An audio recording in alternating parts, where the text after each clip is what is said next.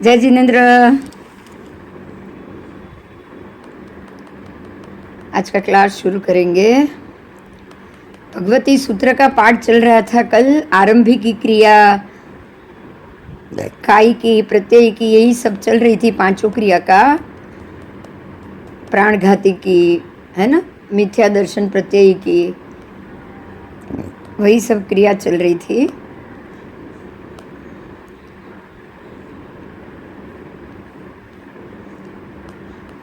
उसी में अभी आगे जाएंगे, क्रिया में ही।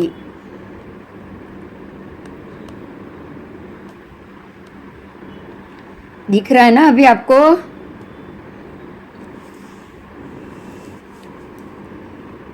अग्निकाय की बात चल रही है।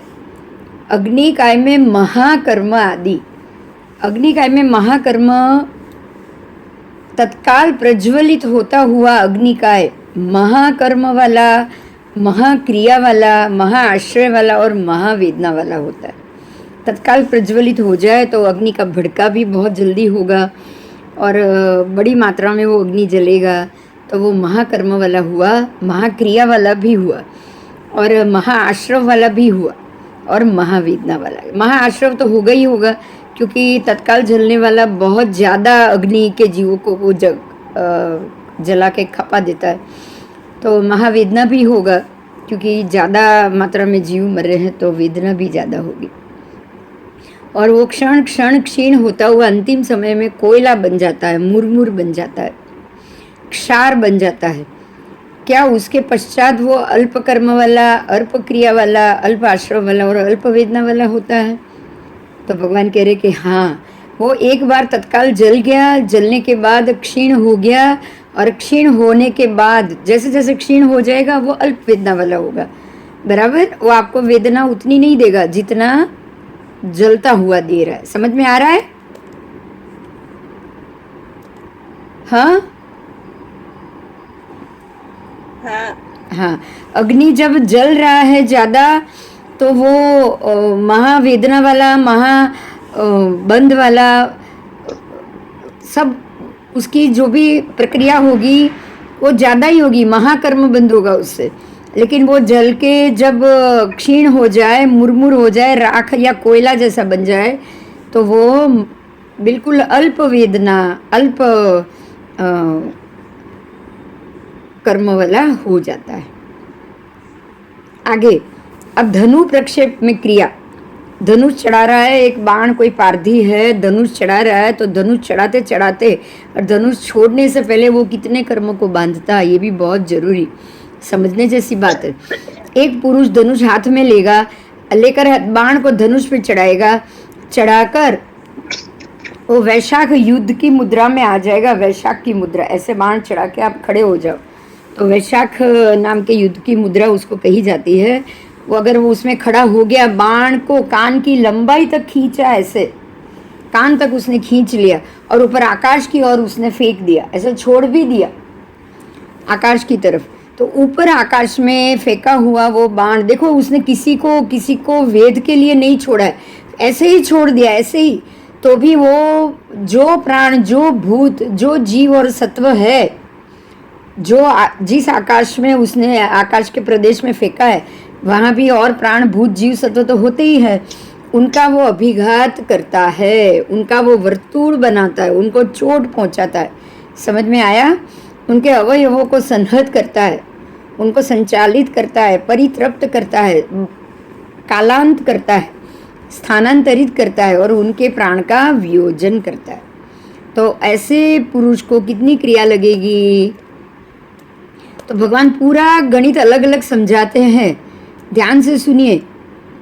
परमात्मा ने पूरा गणित अलग किया है। परमात्मा ने क्या कहा कि जिस समय वो पुरुष धनुष हाथ में लेगा और धनुष हाथ में लेकर बाण को धनुष पे चढ़ाएगा, पणज खींच के अपने कान तक उसको लेके आएगा, चढ़ाकर वैशाख नाम की युद्ध की मुद्रा में वो खड़ा हो जाएगा, ऐसे कान तक खींचेगा तो उसको युद्ध की मुद्रा कही जाती है। वो रेडी है बाण छोड़ने के लिए, ठीक है? तो कान की लंबाई तक खींचेगा और ऊपर आकाश की ओर वो फेंकेगा।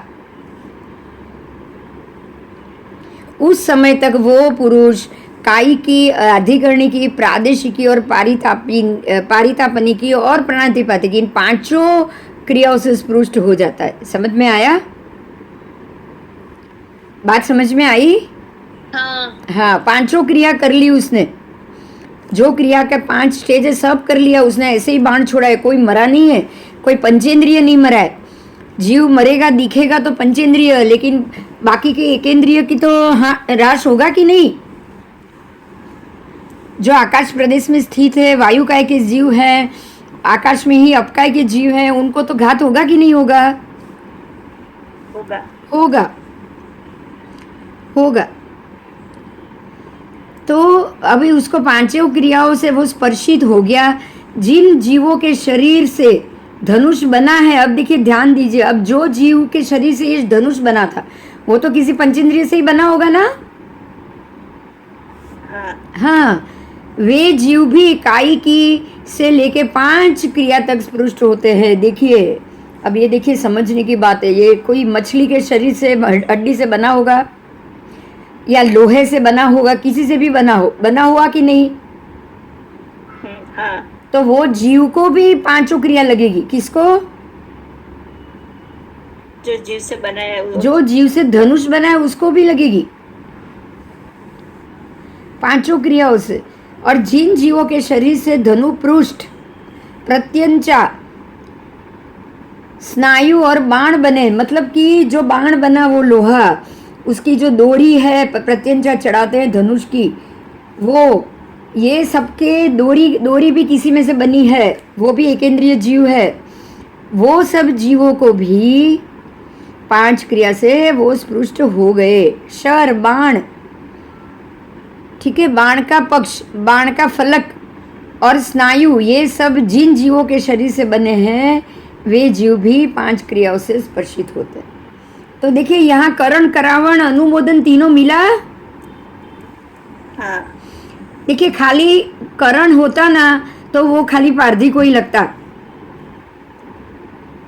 वो शिकारी को ही लगता, जिसने, जो पुरुष ने धनुष पकड़ के खींच के खड़ा, जिसने धनुष छोड़ा, बराबर। करावण का मतलब क्या हुआ? जिससे धनुष बना है। आपने किससे द्वारा उसने ये काम किया?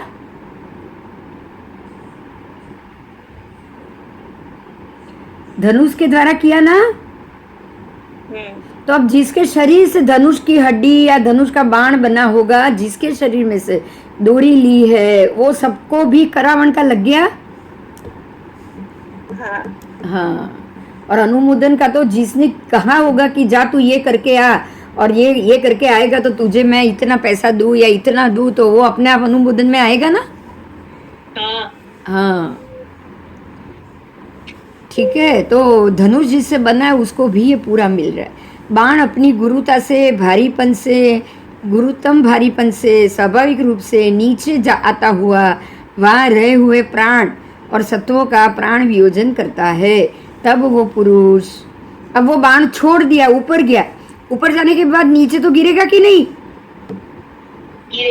गिरेगा। तो ऊपर जाते वक्त जो जो आकाश प्रदेश को उसने वेद किया, अब वो नीचे आ रहा है, तब वो जिस प्रदेश को वेद करता जाएगा वो भी, तब वो पुरुष कायिकी यावत 4 क्रियाओं से स्पर्शित होता है।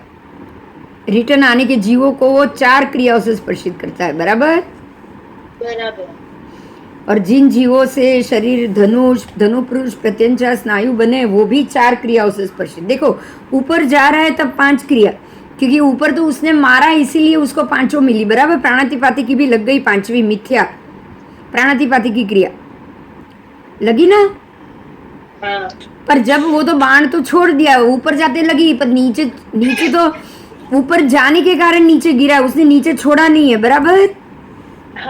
इसीलिए उसको नीचे आते वक्त 4 ही लगी। ठीक है। हाँ। हाँ। દોરી એને બધાને શું? હા, એના કર્મનો દોષ, એને તો એ તો અજાણ છે. અજાણ તો એ દોરી છે, પણ એટલે તો કે આપણે નથી આ પૂતગલ કેવું ઓસરાતે હો. ચલો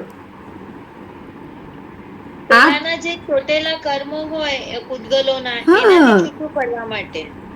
देखो कोई भी जीव है, अरे तो फिर निगोद के जीव का तो कोई दोष ही नहीं है, उसको तो पाप लगना ही नहीं चाहिए ना। हाँ सोचो, ऐसे अगर किसी को दोष ना लगता हो, उसको उसका कोई वांक ही नहीं है। मैं भी समझ रही हूँ, डोरी की कोई वांक नहीं है, बराबर। बराबर। उसके जीव का वो जो कपास है उसमें से डोरी बनी है, तो डोरी का तो कोई दोष ही नहीं, हम समझते हैं। मगर जब डोरी डोरी डोरी क्या, आप उसके जो जीव है, उसमें जो जीव लगे हुए हैं, अगर इस प्रकार से डोरी निर्दोष हो गई तो सारे सूक्ष्म और जो एकेंद्रिय जितने भी जीव हैं, निगोद के जीव या फिर अनंत काय के जीव, ये सबको तो बिल्कुल लगना ही नहीं चाहिए ना। हाँ लगना चाहिए, नहीं। मतलब ऐसे जीव को तो लगना ही चाहिए, राइट। राइट। कोई भी जीव हो दोस्त, तो उसको लगेगा ही लगेगा, तभी तो करण करावण दोनों बोला है। करने वाला भी कराने वाला, अब तक हम यही समझ रहे थे, कराने वाले में भी मनुष्य ही आएंगे, ऐसे कोई नहीं आएगा, आप अब तक ये समझ रहे होंगे, बराबर। बराबर। अब तो करावण में भी ये सारे एकेंद्रिय भी आ गए, एकेंद्रिय भी आ गए, पंचेंद्रिय का शरीर भी आ गया। अगर किसी पहले के जमाने में तो हड्डी के शरीर से ही बनता था ना बाण, हाँ हड्डी का ही शरीर उपयोग होता था, हड्डी को ही धारदार बनाते थे और हड्डी से ही वो बाण का जो पकड़ने का था वो बनाते थे, थड़ा। કેટલા મોટા હાડકા જ રહેતા હતા પેલા? હા, માછલી બધા મોટા તો હતા પેલા, આટલા નાના ક્યાં હતા જ। અચ્છા, એ માછલીના હાડકાથી એવું હા શેપ આપી દેતા હતા? હા, તો માછલીના હાડકાને ખાલી વચ્ચે દોરી બાંધો બે બાજુ। અચ્છા। હાથીના હાડકામાંથી આજે પણ કેટલી બધી વસ્તુઓ બને છે કે નહીં? હા, હાથીના હાડકાનો ખ્યાલ છે, હાથીના દાંતનું। હાથી દાંત, હાથીના હાડકા, ઊંટના હાડકા, બધું યુઝ કરે। હા બધું જ દોરી બધું કઈ જ। ઇન્દ્રિય કહેવાય? વાઘના નખ એકેન્દ્રિય, દોરી એટલે કપાસમાંથી બને દોરી, દોરો જેમ બને ને 100 દોરાનો દોરો, ઊન અને કપાસ એકેન્દ્રિયના થયા ને। કપાસ ઉગે છે એકેન્દ્રિય, પણ ઊન દોરી એ તો ઘેટાના ઉપરથી નીકળે, હા તો ઘેટાને દોષ લાગે, કારણ કે એના ઊનમાંથી દોરી બનીને, હા બરાબર। એમાં એનો શું વાક્ય કે એને દોષ લાગી આમાં જાય? કોઈનો વાંક જ નથી બેન, એક વસ્તુ સમજી લેજો। એટલે કર્મનો દોષ કે નહીં? હા, તે કર્મ તો ચડવાના જ છે કે ભાઈ તારા કારણે થયું। એ તો જો એ લોકોને દોષ ના ચડતો હોય તો એ લોકોને ક્યાં કર્મ બંધ, એમાંથી બહાર નીકળતા વાર કેટલી લાગે? ચલ મને કે, જરાય વાર નહીં લાગે। જો એકેન્દ્રિયમાંથી એક ધોમાં એકેન્દ્રિય 21,000 વર્ષ ભોગવી લીધા એટલે એકેન્દ્રિયમાંથી સીધું બહાર આવી ગયો એ જીવ, હા જો નવું કર્મ ન ચડતું હોય તો। બરાબર। એટલે કર્મ પ્રતિ ક્ષણ ચડે છે દરેકને। એ લોકોના કર્મ પંચેન્દ્રિય કરતા જલ્દી ખપે એવું ખરું? જલ્દી તો ખપે જ નહીં ને, ઉલટાનું જ્ઞાની શ્વાસોચ્છ્વાસમાં કેટલા બધા કર્મોના ભોગના કર્મોને ખપાવી દે। આ લોકોને ખબર જ નથી કે અમે શ્વાસ લઈએ છીએ ને, કે અમે આ જીવ્યા ને અમે જન્મ લીધો ને એનું પણ અમને કર્મ ચડે, એ લોકોને ખબર જ નથી। દોરી થોડી જાણવાની છે, એકેન્દ્રિયને થોડી ખબર પડે છે કે આ બધું મારે વોસરાઈ દેવું જોઈએ પૂર્વ ભવમાં। આ તમે વિચારો, મનુષ્ય ભવમાં આવ્યા ત્યારે તમે આ પાછળનું વોસરાવી શકો, અને વોસરાવીને પણ પૂરેપૂરું તો પાપ જતું જ નથી, ગયા ક્લાસમાં જ આવી ગયું ને, હા પૂરેપૂરું તો જતું જ નથી। તમે વોસરાવી, હા રહી જ જાય છે। હા, પૂરેપૂરું તો જતું જ નથી, એટલે એટલું એ ભોગવવા તો તમારે આવવું જ પડે ને પાછું। હા बराबर। બરાબર। आओ, तो जब नीचे बाण आ रहा है तब वो 4 क्रियाओं से स्पर्शित होता है। नीचे गिरते गिरते हुए, अब जब नीचे गिरे तब जो जीव बीच में मरे तो उसमें प्राणातिपाती की नहीं लगेगी, बराबर, क्योंकि इसने छोड़ा हुआ तो ऊपर था, उसने नीचे तो छोड़ा हुआ नहीं है ना।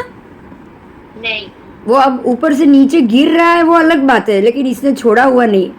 इसलिए अगर जीव मर भी रहे ना तो भी प्राणातिपाती की नहीं लगेगी उसको, पहले 4 लगेगी। तो नीचे गिरते हुए बाण के आलम्बन बनते हैं वे जीव भी। अब इसके लिए जो आलम्बन बनेंगे वे जीव भी कायिकी से लेकर 5 क्रियाओं से स्पर्शित होंगे।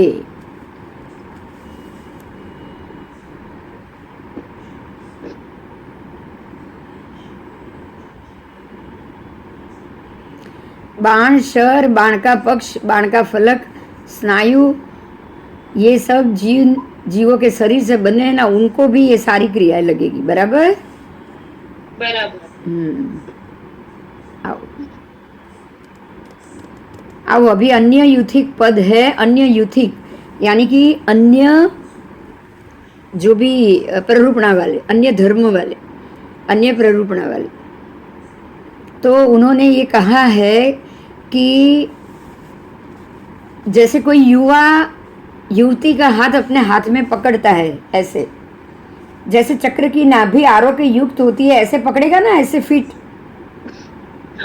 हाँ, तो इसी प्रकार से लेकर 400-500 योजन वाला मनुष्य लोक मनुष्यों से अत्यंत आकीर्ण है।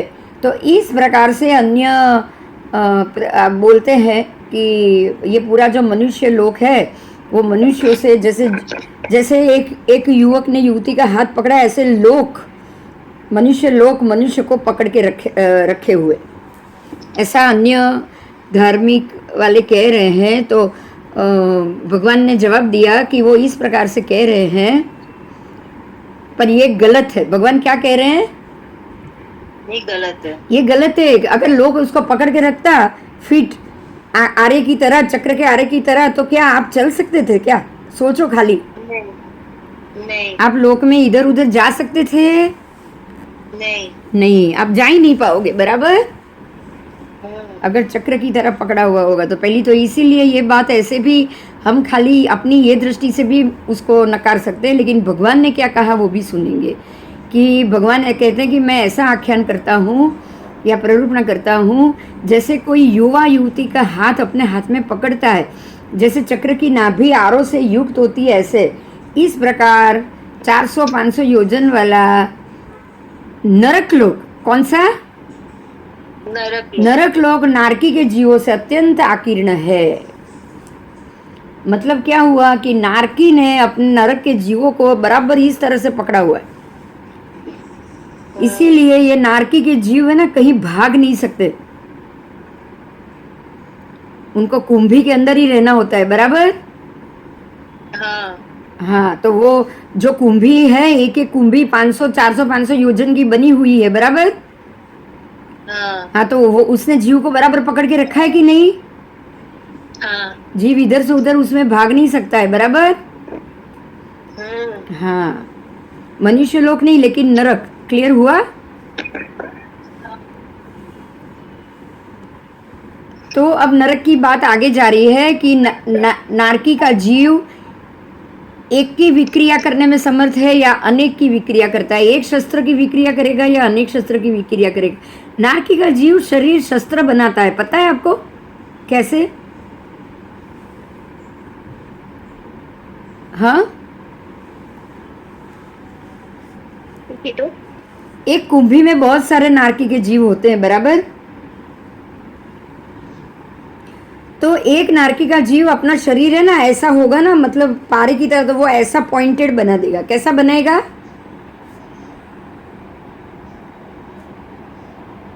और दूसरे के शरीर के अंदर वो अपना पॉइंटेड घोपेगा, अंदर खूंचेगा, ऐसे अंदर घुसाएगा अपना शरीर और उसके शरीर में से ऐसे हम काणू पाड़ी ने अंदर शरीर घुसाड़े। ખ્યાલ આવે છે? તમે આમ પેલા નખ મારો કોઈને તો કેવા અંદર ઘુસાડો, એવી રીતે। तो वो अपना नारकी, एक नारकी का जीव शस्त्र की विक्रिया, ऐसे शस्त्र बनाया ना, वैक्रिय है ना उसका शरीर, तो वो वैक्रिय रूप बना सकता है। तो वो ऐसे उसका रूप बनाएगा, धारदार छुरी जैसा, छुरा जैसा, और वो छुरा जैसा तीक्ष्ण बना के दूसरे नारकी के जीव के शरीर में घोपेगा, जो उसका शत्रु होगा उसके, और उसके शरीर के टुकड़े ऐसे करेगा वो अपने ही शरीर से, समझे? और खाली एक नहीं, ऐसे 5 करना हो तो 5 भी करेगा वो, 10 करना है तो 10 भी करेगा अपना शरीर। समझ में आ रहा है? हाँ।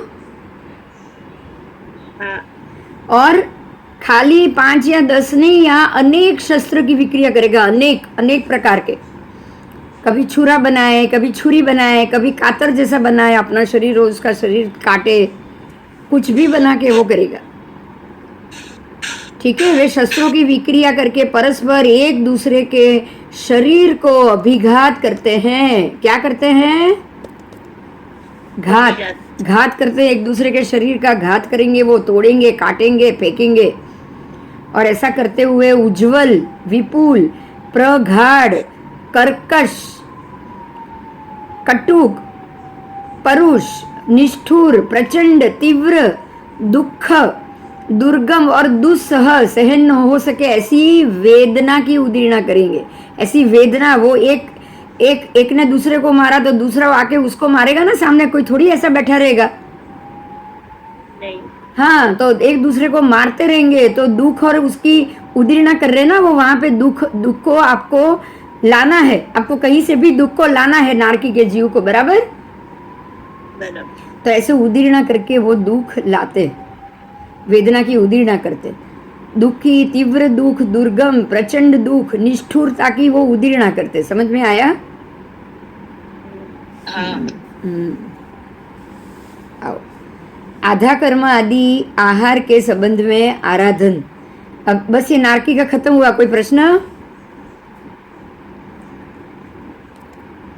ऐसे कहते हैं कि जो लक्ष्मण का जीव है और रावण का जीव है, दोनों एक ही नारकी में।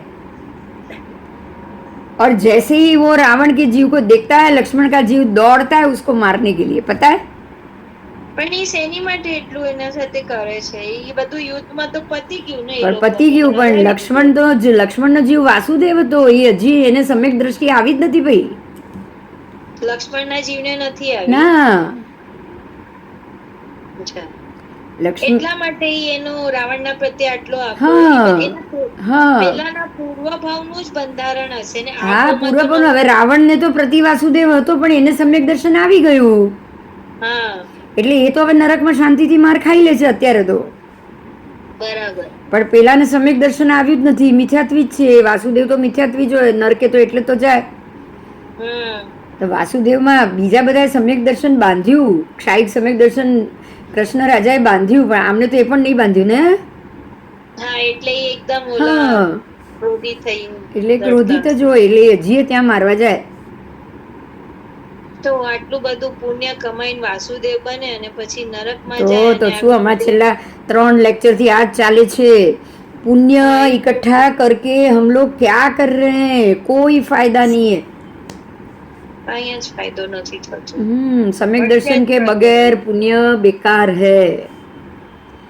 बिना सम्यक दर्शन आपका पुण्य बेकार. पर क्या करेंगे? कर्म ही ऐसा बांधा होगा तो आपको बनना ही पड़ेगा. कर्म ही ऐसा बांधा होगा, क्या करें बोल. और ऐसे कर्म सम्यक दर्शन में आप बांधते भी नहीं हो, ये भी याद रखो.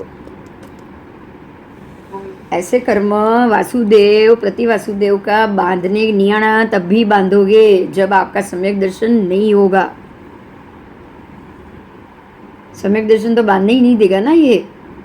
नहीं.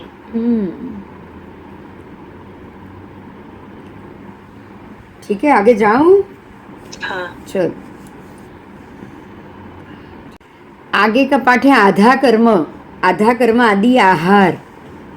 आधा कर्म अनवध्य है. इस प्रकार जो मानसिक प्रधारणा करता है वो उस स्थान की आलोचना और प्रतिक्रमण किए बिना काल धर्म को अगर प्राप्त होता है तो उसकी कोई आराधना नहीं होती. ठीक है. और वह उस स्थान की आलोचना और प्रतिक्रमण करके काल धर्म को प्राप्त होता है, उसकी वो आराधना होती है. समझिए क्या बात यहाँ क्या समझाया है कि यदि आप किसी भी स्थान की आलोचना और प्रतिक्रमण किए बिना अगर आपको मृत्यु आ जाए या काल धर्म आ जाए तो उसकी कोई आराधना नहीं होती है। इसीलिए ये संवत्सरी प्रतिक्रमण क्यों है, समझ में आया? संवत्सरी प्रतिक्रमण इसीलिए कि आप 1 साल के किए हुए पाप की आलोचना और प्रतिक्रमण करो, बराबर? आप हर साल ये करते हो तो आपके 1 साल के 1 साल के ये नाश होता है। मान लो कि इस समय प्रतिक्रमण किया हो और 6 महीने बाद मृत्यु हो तो अब आपको 6 महीने का ही दोष चढ़ेगा ना। हाँ। समझ में आ रहा है?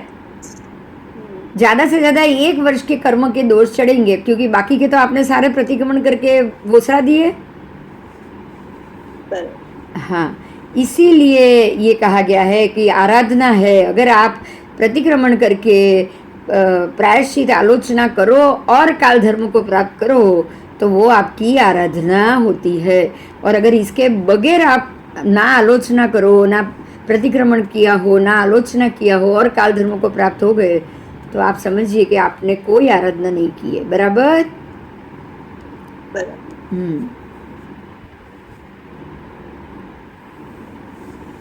आओ, अब जो आधा कर्म है उसी की बात की है, उसको अनवध्य कहा है। ऐसा सोचकर जो स्वयं उसका परिभोग करता है वो उस स्थान की आलोचना और प्रतिक्रमण किए बिना काल धर्म को प्राप्त हो जाता है। ठीक है, तो उसकी आराधना नहीं होती है, मतलब आधा कर्म की भी आलोचना नहीं होती है। उसके बाद कृत स्थापित की हुई चीज उसकी भी अगर आपने आलोचना करनी पड़ेगी। आपने अगर कोई चीज स्थापित की है तो उसकी आलोचना और प्रतिक्रमण करना ही पड़ेगा। कृत अगर कोई काम किया है तो उसकी भी, आपने कोई भी काम किया हो तो आलोचना करनी पड़ेगी कि नहीं, बताओ? करनी पड़ेगी। रचित मतलब आपने खुद ने वो कार्य या स्थिति रची है तब भी आपको करनी पड़ेगी। आपने खुद ने कुछ बनाया है तो उसके बाद कांतार भक्त, मतलब कि कांतार का अर्थ है कि प्रिय, तो आपको हर एक चीज प्रिय है, आप हर एक चीज के भक्त हो, आपको हर एक चीज अच्छी लगती है, आपको हर एक चीज चाहिए ही चाहिए, तो आपकी इच्छा बढ़ गई ना। अब उसकी आलोचना नहीं करोगे तो क्या आप ये सोचोगे कि मुझे मोक्ष मिल जाएगा, होगा? बताओ। नहीं, इच्छा तो कम करनी ही करनी है, इच्छा तो बिल्कुल 0 करनी है, तो कांतार भक्त तो चलेगा ही नहीं, नहीं चलेगा। फिर दुर्भिक्ष भक्त, अब दुर्भिक्ष का भी मतलब पता है? दुर्भिक्ष किसको कहते हैं? दुर्भिक्ष दौर मनुष्य આપણે બોલીએ છીએ, યાદ છે શાંતિમાં? दुर्भिक्ष का अर्थ ही है कि मुझे मेरे तक कोई भी चिंता का काम या चिंता वाली चीज या दुख दे ऐसी कोई चीज मुझे मिले नहीं। समझ में आया? मुझे सुखी चाहिए, मुझे जरा भी दुख या पीड़ा मिले नहीं, बराबर? और बार्दली का भक्त, ग्लान भक्त शय्यातर पिंड, ग्लान यानी कि बिल्कुल दुखी रहना। बार्दलिका का भी वही अर्थ होता है कि बिल्कुल हम पूरा दिन नेगेटिव सोचते ही रहे, बुरा सोचते ही रहे। उसके बाद शय्यातर पिंड, ठीक है, तो और राजपिंड, राज्य तरफ से मिलने वाली हर एक चीज आपको चाहिए। शय्यातर पिंड यानी जो भी मुझे आप, मतलब आज आप महात्मा को 2 और वोरा हो भी, उनके पास 2 जोड़ी 3 जोड़ी वो जो ऊपर आ गया है ओढ़ने का शाल या जो भी हम उनको जो वोराते, कामली वोराते, उसकी बात है। 3 पड़ी हो और वो चौथी 2 और चौथी भी अगर वो वोर लेना तो उसको शय्यातर पिंड कहा जाता है। समझे आप? जो चीज आपकी जरूरत की नहीं है और आपने उसको ले ली तो एक्स्ट्रा ली, हाँ, तो आपने वो एक्स्ट्रा ले ली तो उसकी आराधना और आराधना नहीं होगी ना, ये आपकी आराधना नहीं हुई ना। आपको उसकी आलोचना और प्रायश्चित करना पड़ेगा कि नहीं? करना पड़ेगा। तो यहाँ जो लिखा है ना, मैं फिर से सब शब्द बोल रही हूँ, आधा कर्म भी वही कर्म। आधा कर्म का अर्थ ही है कि मेरे किए हुए कर्म, समझे आप? मेरे किए हुए, मैंने जो कर्म किए हैं अंदर मेरे सत्ता में पड़े, वो अनवध्य हो गए, मतलब वो अभी वेदित नहीं हुए। वेदन करना बाकी है ना उसका। हाँ हाँ, उसका वेदन करना बाकी, कृत कृत जो मैंने कर्म किए उसका वेदन बाकी है, जो मैंने स्थापना की है, जो चीज़ मैंने बनाई है उसका मुझे प्रायश्चित आलोचना बाकी, जो मैंने रचना की उसका भी बाकी। कांतार भक्त जो मुझे मेरी इच्छा है मैंने बहुत सारी रखी हुई है, बनाई, दिमाग में भर के रखी है, उसकी भी मुझे आलोचना बाकी। दुर्भिक्ष, मुझे कोई दुर्भिक्ष आए ही नहीं, मुझे कोई दुख आए ही नहीं, तो उसके मैं उससे वो मुझे कभी पैसे की गरीबी ना आए, इसलिए मैं पैसे पहले से पैसे इन्वेस्ट करके रखूँ, समझे आप। मुझे कोई गरीबी आए, मुझे कोई बीमारी ना आए, इसलिए मैं पहले से ही डॉक्टरों को बता के हर साल रिपोर्ट निकलवाऊं और पहले से ही दवाई करता रहूं। तो ये हुआ ना वही, समझे। फिर ग्लानी आए ही नहीं, ऐसी मैं पहले से तैयारी करूं, शैया तरपीन 2 पड़े हैं और तीसरा चौथा भी मैं ले लूं शैया शैया के लिए या संथारा के लिए। और राजपिंड, कभी भी राजा की तरफ से कोई भी इनाम आए वो मुझे चाहिए, वो मुझे मेरे पास चाहिए ही चाहिए, तो मैं उसकी छूट रखूं, आप समझे। तो ये सब अनवध्य है, ऐसा सोच के जो स्वयं उसका परिभोग करेगा, जिसने भी उसका परिभोग किया, समझ लीजिए ये सारी चीज़ों का, तो और उसकी आलोचना नहीं की, प्रतिक्रमण नहीं किया, और अगर आपको मृत्यु प्राप्त हो गई तो आपने आराधना करते हुए भी आपकी कोई आराधना नहीं मानी जाएगी, समझे। समझे कुछ। इसीलिए आप देखिए वो सचित्त द्रव्य विगई, आपको हर एक चीज का रोज गिनती करनी पड़ती है कि नहीं। करनी पड़ती है। आज इतने किलोमीटर तक जाएंगे, आज इतने किलोमीटर, उससे ज्यादा नहीं, रोज आपको ये सारी चीजें करनी पड़ती। और अगर ज्यादा हो गई तो आलोचना प्रतिक्रमण की, तो क्यों की है उसका भी आलोचना प्रतिक्रमण, समझे। ये सब जरूरी। क्लियर हुआ। तो आपको ये मैं बताऊं, महात्मा का पानी वापरा तो भी एरिया वही, मातृ गए तो भी एरिया वही, स्थंडिल गए उसी समय एरिया वही, पता है। हाँ उसी समय। हाँ औसत में ही जावे थे। हाँ तो पोषद में हम लोग एक दिन जब पोषद करेंगे तब करेंगे, महात्मा को तो 24 घंटे वो ही करना है। मतलब क्या है कि उनको वही सोचते कि अगर दूसरे पल मृत्यु आ गई ना तो आगे की हुई सारी क्रिया की आलोचना प्रतिक्रमण होना चाहिए। ये शब्द सबसे ज्यादा इंपॉर्टेंट है, समझ में आ रहा है। हाँ। सबसे ज्यादा महत्व के, क्यों, क्योंकि मृत्यु आए ना उससे पहले मैं पचखांड में रहूं, मेरे पचखांड चालू होने चाहिए। अगर पचखांड चालू हुआ, आलोचना की हुई प्रतिक्रमण कर लो आप और काल धर्म प्राप्त हो गया, तो एटलीस्ट वो सब कर्मों को तो आपको भोगना नहीं पड़ेगा। नहीं तो कितने कर्म बढ़ जाएंगे, सोचो। बराबर। बराबर।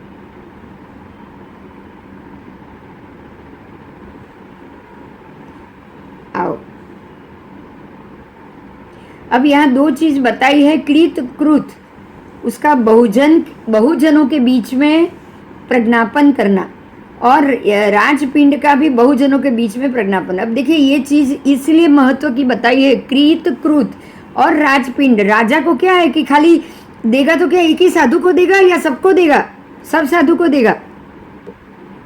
सब साधु। राजा राजपिंड है, उसमें तो कोई लिमिट नहीं है कि चलो खाली गुरु को ही कामली दो, वो तो सबको देगा ना, आएगा तो।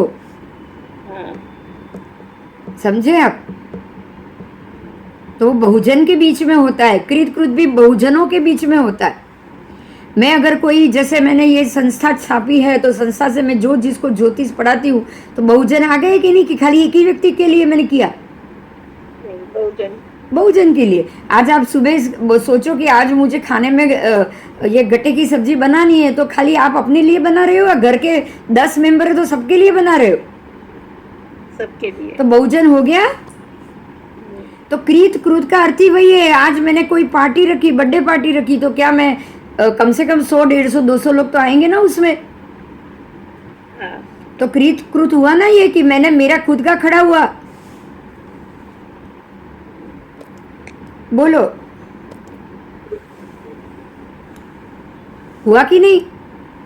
हाँ दीक्षा का भोज, दीक्षा चल रही है 4 दिन 8 दिन, दीक्षा का भोजन चल रहा है, तो वो भी कृत कृति हुआ। हाँ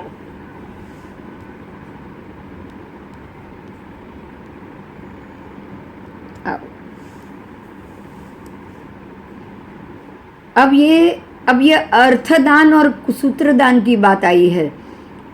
अर्थदान और सूत्रदान मतलब किसी को पाठ पढ़ाना। अब देखिए ये बहुत इम्पोर्टेंट है। क्यों? क्योंकि आचार्य और उपाध्याय की सिद्धि का पद है। आचार्य की सिद्धि और उपाध्याय की सिद्धि, आप समझे? उनकी सिद्धि यानी कि सिद्ध पद। अब इसमें नौकार के 3 पद आ गए।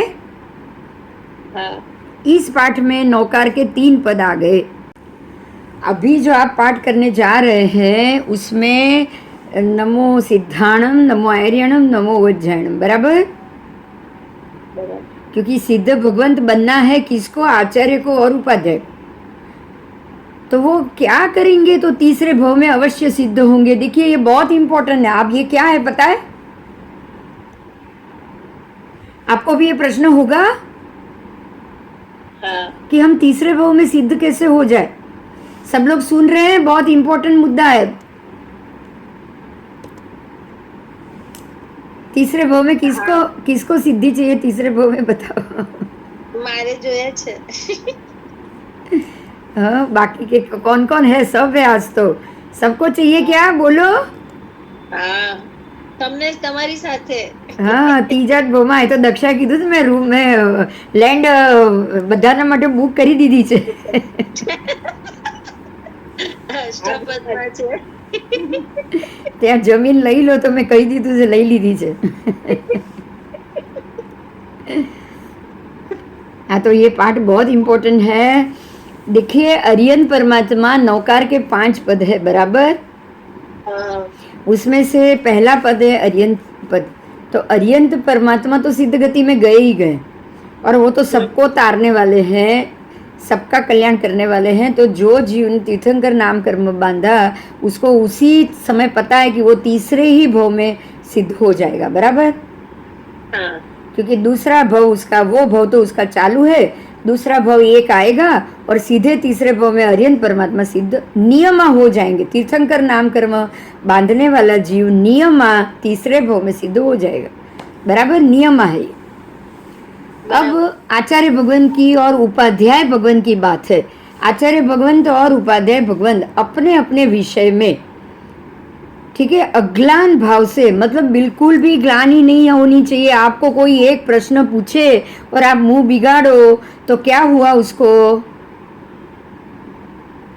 એ તો એમાં અવિનય થઈ જાય ને। अविनय और ग्लानि आ गई ना आपको। हाँ आपने ग्लानि की, आपको जो कोई सवाल करना है आपने गुस्सा कर लिया, अभी नहीं तू जा, अभी मेरा मूड नहीं, अभी मेरी मर्जी, मैं तेरे को नहीं बताऊंगा। એવી રીતે થોડી કરાય। હા, એને અગ્લાન ભાવ કહેવાય। શું કહેવાય? એને ગ્લાની વાળો ભાવ કહેવાય। શું કહેવાય? ગ્લાનિ વાળો। तो ऐसी कोई ग्लानि नहीं लाए वो, और अर्थदान और सूत्रदान करे, समझे आप?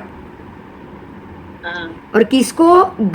गण को, पूरे गण को, गण का संग्रह करते हुए अग्लान भाव से अपने अपने विषय के अर्थदान और सूत्रदान करना है। समझ में आया? हाँ आपको अर्थदान करना है, सूत्रदान करना है, जो पढ़े हैं ना उसको आगे फॉरवर्ड करना है। क्या करना है? अर्थदान और सूत्र। और कोई भी कभी भी कोई सवाल करे, बिल्कुल ग्लान नहीं बनोगे, बिल्कुल मुंह नहीं बिगाड़ोगे। अगर आपने मुंह बिगाड़ा तो ज्ञानावरण लग गया। आपको पता है इसलिए कोई पूछने आया, आपको नहीं पता होता तो कोई पूछने आता? बताओ। तो अब आपको पता है तो आपकी ड्यूटी है कि नहीं है? ठीक है, तो गण का संग्रह करते हुए अग्लान भाव से अपने अपने विषय के सूत्रदान और अर्थदान करे, ठीक है, और गण का उपग्रह करते हुए गण का उपग्रह भी करे। उपग्रह का अर्थ है उसको गृहित करे, बार बार गृहित करे। समझ में आ रहा है? हाँ ऐसा मौका बार बार आए तो वो बार बार बिल्कुल अज्ञान भाव से ही सबको बताए। हाँ ठीक है, तेरे को जानना है, चल मैं बताता हूँ। तेरे को जानना है, ठीक है मैं वापस समझाता हूँ। फिर से एग्जाम्पल दे, फिर से उदाहरण दे, उसको ये बात ठीक से समझाए। समझे? तो अगर ऐसा करते हैं आचार्य भगवंत और उपाध्याय भगवंत, अपने अपने विषय का अर्थदान, अपने अपने विषय का सूत्रदान बिल्कुल अज्ञान भाव से करते हुए गण का संग्रह करे। संपूर्ण गण के सभी साधु समुदाय का या सभी जो भी प्रश्न करने आए वो सबका वो संग्रह करे, अज्ञान भाव से जवाब देते जाए, उपग्रह करे उनका, उनको विशेष रूप से गृहित करे। ठीक है? तो वो ऐसे आचार्य उपाध्याय उसी भाव में सिद्ध हो जाएंगे। कुछ उसी भाव में सिद्ध, कुछ दूसरे भाव में सिद्ध। समझे आप? कोई दूसरे भाव में सिद्ध, अगर वो तीसरे भाव का भी अतिक्रमण नहीं करेंगे। अगर 2 भाव में नहीं हुए तो तीसरे भाव में सिद्ध हो जाएंगे, अवश्य हो जाएंगे। चौथा भाव नहीं करते। बोलो, बात समझ में आई? हाँ बात समझ में आई? ये ज्ञान का महत्व है। आपके मति ज्ञान, श्रुत ज्ञान का महत्व है। यहाँ अभी तक कोई केवली नहीं आया? आया कोई केवली? नहीं। तो आपके मति और श्रुत की बात है। अगर आपको कोई प्रश्न करे और आप जवाब नहीं दो, अभी मूड नहीं है, इसको तो बताना ही नहीं है, ये तो बेकार आदमी है, ऐसा सोचा तो क्या होगा? अभिमान आ जाएगा। अभिमान नहीं, सीधा ज्ञानावरण खत्म, वर्ण लग गया, ज्ञानावरण लग गया आपको कि सामने वाले को अज्ञानी रखना है। तो करण करावण भी हुआ कि नहीं हुआ? बहुत सिंपल बात है। मुझे सामने वाली, मुझे ये 4 व्यक्ति हैं ये मेरे आसपास, उसको मुझे कुछ नहीं बताना है। उसको मैं सोचूं ये अभण ही रहे तो अच्छा है, तो उसको अभण रखना, तो वो तो अभण रहेंगे, लेकिन उसको अभण रखने वाला कौन?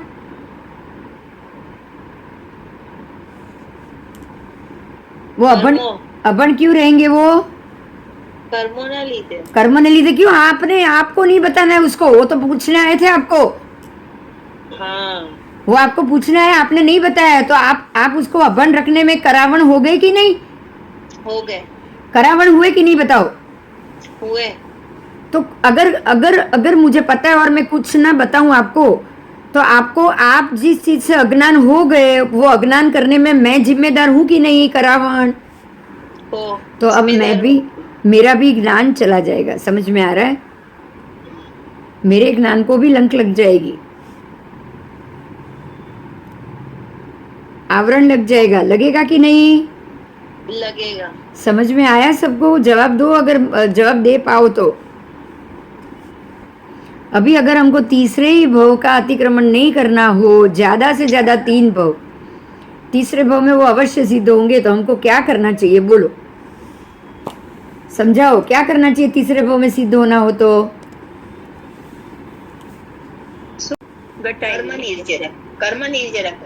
कर्म निर्जरा नहीं, यहाँ सिंपल जो बात आई वो बतानी, कर्म निर्जरा नहीं। क्या करने से दूर रहेगा। नहीं, आचार्य और उपाध्याय अपने विषय का अर्थदान और सूत्रदान देकर ही तीसरे भाव में मोक्ष जाते। दोष वोष तो सब एक तरफ गए। यहाँ ना ही कोई कर्म की बात है, ना कर्म के उदय की बात है, कुछ नहीं है, निर्जरा कुछ नहीं है यहाँ पे। क्या करो तो तीसरे ही भाव में सिद्ध हो जाओ? बोलो। आचार्य ने उपाध्याय भगवंत શું કરી શકીએ? आप क्या कर रहे हो? ઘણું પુણ્ય ભેગું કરી તો દેવલોકમાં જઈશ। નહીં, પુણ્યની વાત જ નથી, અહીંયા ખાલી ભણવાની વાત છે। અત્યારનો આ પાઠ જ શ્રુત જ્ઞાનનો છે। દેવને મોક્ષ આવ્યું કેવી રીતે? પુણ્ય આવ્યું ક્યાંથી? સમ્યક દર્શન જ્ઞાન પદ જ આચાર્ય અને ઉપાધ્યાયની સિદ્ધિનો પદ છે। તો આચાર્ય અને ઉપાધ્યાયને સિદ્ધિ કયા કારણથી મળે? બોલો। હા, ભણે ને ભણાવવાથી। બરાબર, એકદમ બરાબર। શેનાથી મળશે? તમે જુઓ એ લોકો તમને વારે રોજ કે છે આવો વ્યાખ્યાનમાં આવો, વ્યાખ્યાન શ્રેણી કેમ રાખે છે? ચાલો સમજાય છે? हाँ शिविरों ने व्याख्यान श्रेणी केम रखी है लोगों? अर्थदान और सूत्रदान दो, वो भी बिना ग्लान भाव से। तो आप ऐसे गण का संग्रह करो और उत्साह बढ़ाओ, उनको बार बार अर्थदान और सूत्रदान जो आप जानते हैं उनको दो, जो आप जानते हैं उनको दो। तो आप सब इतना ये कर्म करने से आप तीसरा भाव अतिक्रमण नहीं करोगे, आप तीसरे भाव में अवश्य सिद्ध हो जाओगे। बोलो समझ में आया? बोलो फिर से बोलो, आप में से कोई धीरे धीरे बोलो तो आप समझ में आएगा, आपको इजी हो जाएगा समझना। जो शब्द आप समझे हो ना उसको बोलना पड़ेगा, समझ रहे हो?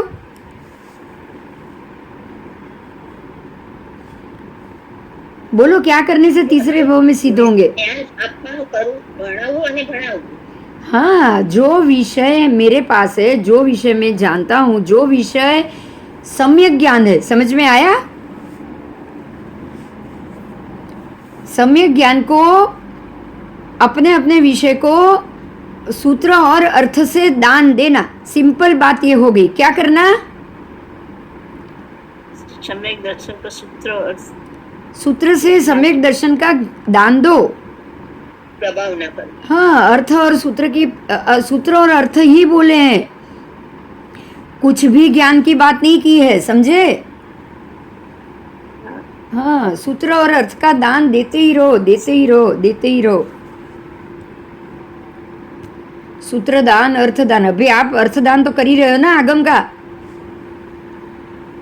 तो आप ये दूसरे को दो। क्या कह रहे वो? दूसरे को आचार्य उपाध्याय को देंगे तो उपाध्याय गण को देंगे। यहाँ गण की बात की है, तो गण में तो श्रावक श्राविका साधु साध्वी चारों आए कि नहीं? हाँ आ गए। अब जैसे परमात्मा को देशना समवसरण क्यों रचना होती है? देशना देने के लिए ना। और उसमें तिर्यंज भी आए, श्रावक भी आए, श्राविका भी आए, देव देवी सब आए, बराबर? बराबर। हाँ, तो अब वहां भगवान ग्लान भाव से बैठे और दे ही नहीं किसी को, चलेगा? बताओ कितने सवाल करते गौतम स्वामी। भगवान ने कभी ये बोला कि अरे तू कितना सवाल कर रहा है, अभी मेरा माथा दुख रहा है, बंद कर सवाल? ऐसा कभी भगवान बोले? बताओ। हाँ ના हाँ, तो आपको ग्लान भाव से नहीं लेकिन अग्लान भाव से सूत्र और अर्थ का दान करना है। और ऐसे करने वाला जीव तीसरे भव को अतिक्रमण नहीं करता है, वो तीसरे ही भव में मोक्ष पद प्राप्त कर लेगा, सिद्ध हो जाएगा। बराबर?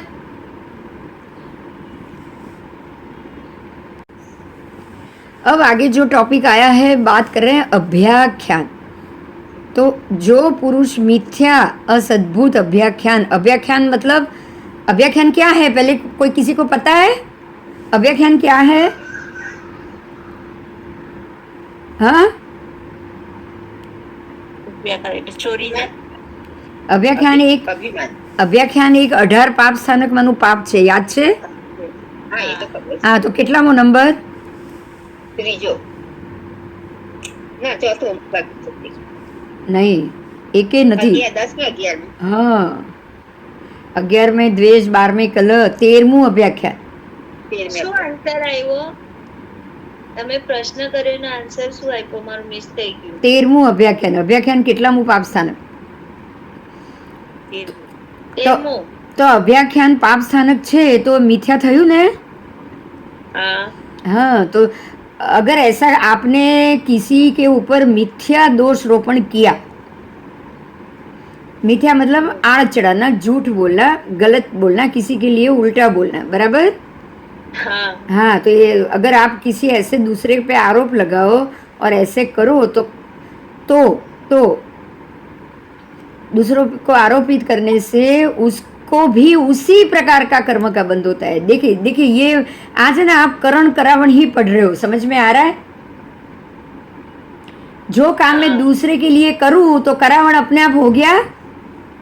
हाँ उसको कराने वाला कौन? अगर मैंने आज बोला कि ये आदमी बिल्कुल बेकार है, बिल्कुल वो हम बोले ना कि सोच उसकी बहुत खराब है, तो उसको खराब बताने वाला कौन? खुद। खुद, मैं। तो वो अगर खराब है तो वो खराब है ऐसा बताया मैंने, बराबर? तो मैंने वो किया ना कि वो खराब है, वो काम मैंने किया ना। हाँ हाँ, तो मैं करावड़ में आ गई। हाँ हाँ, तो अबे ऐसे किसी की भी गलत बात या बुरी बात को अगर आप जाहिर में बोलोगे तो आप भी तुरंत उसके जैसा बनोगे। भगवान यही कह रहे, मैं फिर से लाइन बोल रही हूँ, सुनिए। अगर कोई पुरुष ऐसा मिथ्या आरोपण, असद्भुत अभ्याख्यान यानी कि मिथ्या दोषारोपण से अगर वो किसी दूसरे व्यक्ति को आरोपित करता है तो उसको भी उसी प्रकार के कर्म का बंध होता है। मतलब ये आपके ऊपर आएगा ही आएगा, समझे? हाँ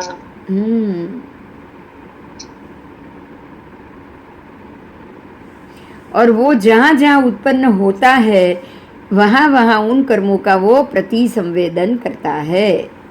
ठीक है, वो जिधर जाएगा, जन्म लेगा, वहाँ पे वही कर्मों का वो प्रतिसंवेदन करेगा।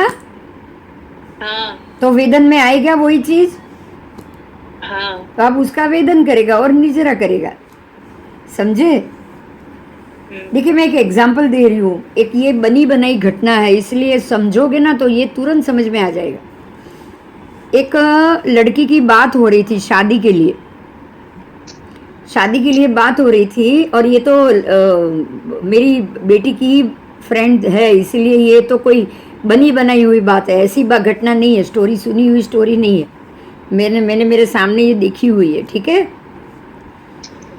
तो उसकी शादी की बात चल रही थी। अब उसके पिता को पूरे शरीर में कोढ़ हुआ था, कोढ़ होता है ना, सफेद दाग, हाँ तो उसके फादर को ये हुआ था।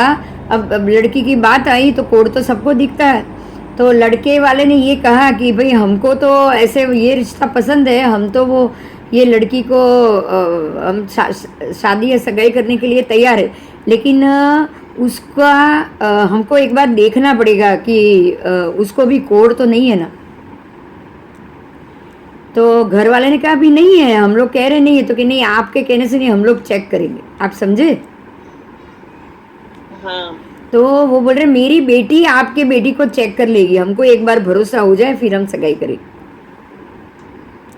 तो उसकी बेटी ने इसके जो होने वाली भाभी थी उसके पूरे शरीर को चेक किया। अब अंदर की चीज तो बाहर से दिखेगी नहीं, इसलिए उसने उसके शरीर कपड़े उतार के अंदर से चेक किया। मेरी बात समझ में आ रही है? हाँ, तो उसने ऐसे चेक किया। अब देखिए, मैं जो ये हो रहा है ना वही पद यहाँ समझाती हूँ। अभी अभी हमने ये जाना, क्या जाना कि इस प्रकार से जो आप कर्म वो जहाँ वो उत्पन्न होता है वही उन कर्मों का प्रतिसंवेदन करता है, बराबर? मतलब उसने, वो लड़की ने जब वो लड़की के शरीर को चेक किया कि इसके शरीर पे कोढ़ है कि नहीं, तो उसने वही कोढ़ वाले कर्म का प्रतिसंवेदन उसी वक्त किया। हाँ मतलब अपने लिए प्रतिसंवेदन किया। समझ में आ रहा है? हाँ समझ में आ रहा है? वो लड़की के शरीर को जब वो चेक कर रही है तब वो अपने लिए ऐसा कर्म का बांध कर रही है कि इसके शरीर पे तो कोढ़ है कि नहीं, मैं चेक करूं। तो उसने वो प्रति संवेदना में कोढ़ होने का कर्म बांध लिया। क्लियर हुई मेरी बात? हाँ हाँ अब इसने ये बांध लिया, उसके बाद वो उसका वेदन और निर्जरण करेगा। तो अब ये लड़की उसका वेदन करेगी कि नहीं? करेगी। कर्म बंध पड़ चुका है, कर्म बंध पड़ गया, ये सब चीज हो गई। ये होने के बाद ये लड़की को ऐसा फील हुआ, वो जो जिसके फादर को था, वो उसको लगा कि ये लोग इस तरह से अभी बिहेव कर रहे हैं, कल को अगर सच में हो गया तो क्या होगा? आप समझे? इसलिए वो लड़की ने मना कर दिया कि मुझे नहीं करना है। अगर आप इस तरह से सब चेक कर रहे हैं, ये आपको भरोसा नहीं है, कल को हुआ तो क्या करोगे, ये सोच के उसने सगाई ही नहीं की।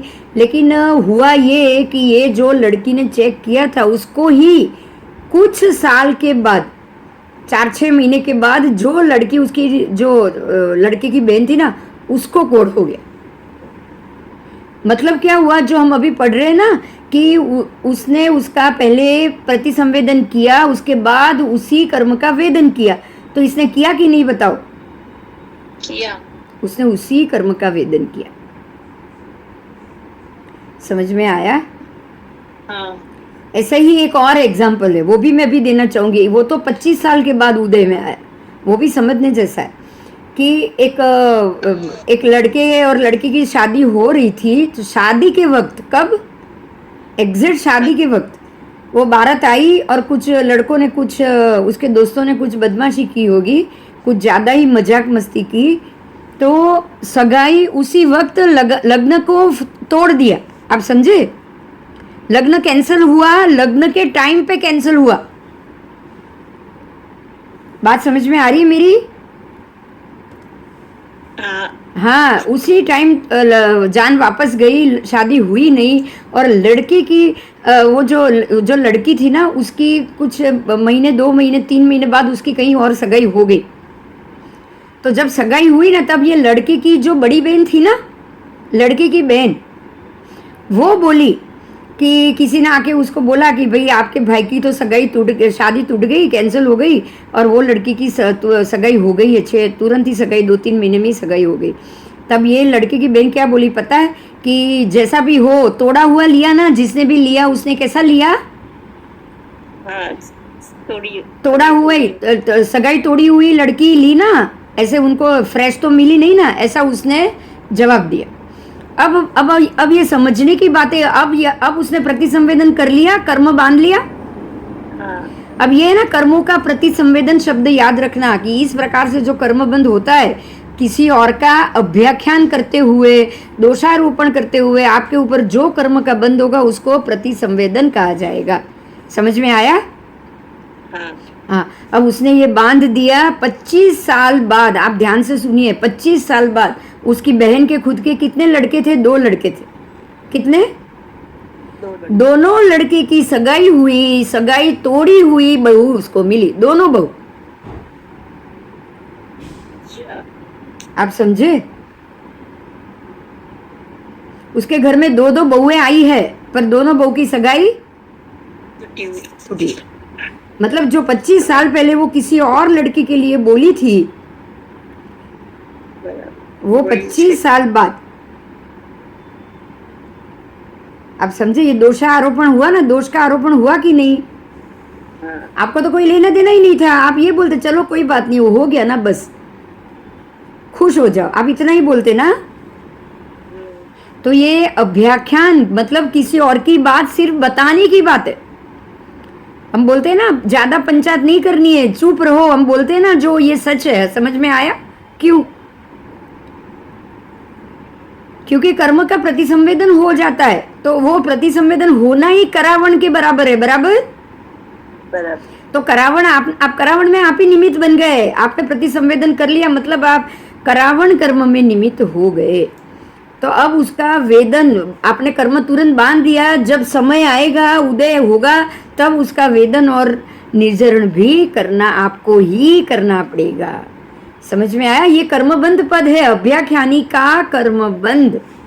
आज ये बहुत अच्छा, ये मैं उदाहरण सबको देती हूँ कि जो जैसा करते हैं वैसा भरते हैं, जैसी करनी वैसी भरनी। तो ये इस प्रकार से होता है अभ्याख्यानी के कर्मबंध पद। बहुत बढ़िया मुद्दा आ जाया। और ये मुद्दे ने ये चीज़ बता दी कि अगर हम किसी और के मामले में बोलने जाएंगे, पंचायत करने जाएंगे, दोषारोपण करने जाएंगे, तो आप उसी समय उसी कर्म का बंध कर लेते हो। करने वाला तो कोई और है, आप बताने वाले हुए कि नहीं दूसरे को? बोलो। तो अभ्याख्यान करने वाले कोई भी जीव, 13वें अभ्याख्यान मतलब किसी और का दोष बताना, किसी और के ऊपर दोष डालना, सब आ गया। किसी के लिए कुछ बोलना, वो भी आ गया आ गया।